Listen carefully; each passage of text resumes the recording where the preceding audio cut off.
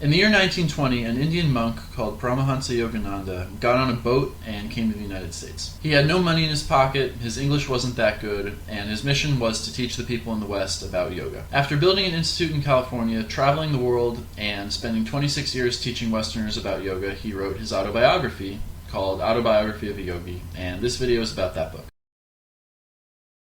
Most of the book is about Paramahansa Yogananda's relationship with his guru, Sri Yukteswar, and about his journey to become a yogi and why he was drawn to become a yogi in the first place. And there were all these stories of these great gurus who could tame tigers with their mind, and he was like, I want to learn how to do that. Then he goes on this spiritual journey, which in his mind is about getting in touch with God, but it's really just about learning to control himself. There's a quote in the book that says, "There are many kinds of tigers, and some roam in the jungles of human desires. And if you want to influence the outside world, first you have to learn to tame the inner demons in your mind. But if you want to do this, you have to give up earthly pleasures like wine and sex, and just focus on meditation and spirituality." That's the part where they lose most people. There's one chapter about this state of super consciousness that you can get if you meditate enough and you really learn to control your mind.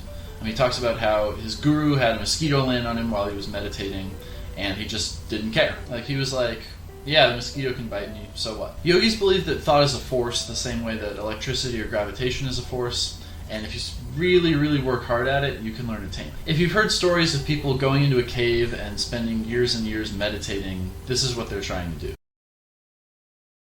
Throughout the book, there's all these inexplicable miracles that keep happening. There's this one guy, Babaji, who's this great guru figure in Hindu mythology, who just shows up at random times to tell these people what to do and what their destiny is.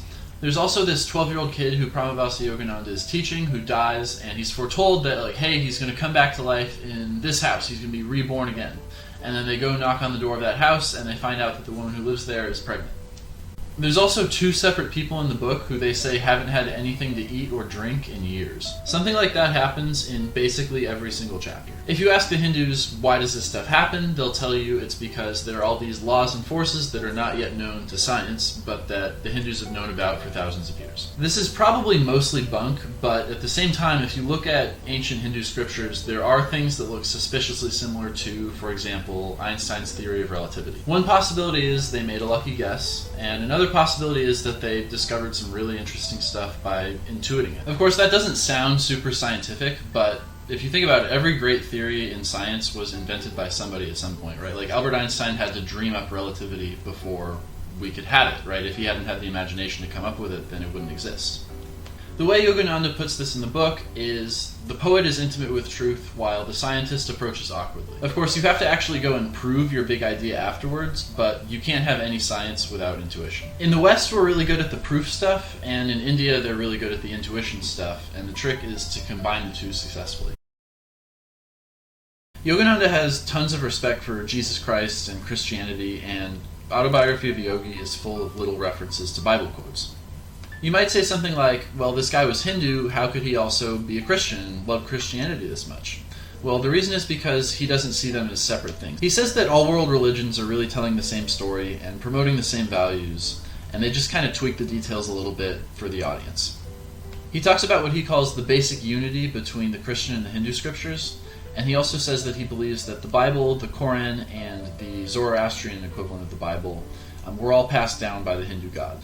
He even says that he thinks John the Baptist was Jesus' guru in a previous life. Another guy who talks about this all the time is Jordan Peterson. If you read one of his books, if you listen to one of his podcasts, he'll talk about how the Bible and the Koran and Harry Potter and all these other great stories that have been, that people love, and some of them have been passed down for generations, they're really telling the same story, right? It's weird because people fight wars over tiny differences in their religious beliefs, right?